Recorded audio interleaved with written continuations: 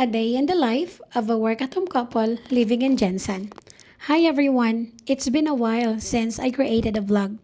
Naging maselan kasi ang pagbubuntis ko sa pangalawa naming anak.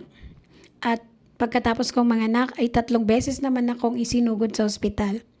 But no worries, I'm okay now. At unti-unti na akong nakaka-recover.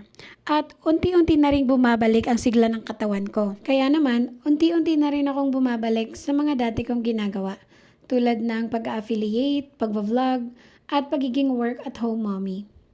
Ngayong araw ay nagluto lang ako ng itlog para sa almusal namin ni Eric.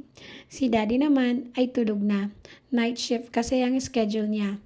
Tulog sa umaga at gising sa gabi. Ang bilis naman talaga ng panahon at itong si Baby Max Jacob ay marunong nang dumapa. Katawa o matulog? Ha? At nakatulog na nga si Baby Max Jacob habang karga-karga ko siya. Habang tulog si Baby Max, ay nag-refill na muna ako ng gatas dito sa milk dispenser niya.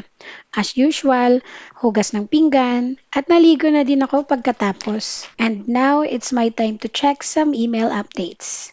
And by the way, sa mga mommies na naghahanap ng work from home job, you can try to search this website, Indeed, Linked, and JobStreet. Ang bilis ng oras, di ko na namalayan, gabi na pala.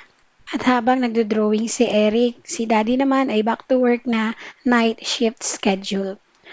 Kailangan sipagan dahil maraming utang. Kidding aside, yun lang muna mga mi. If you want to be updated, I'll keep you posted. Don't forget to follow. See you on the next one. 'Cause I make it so easy to fall.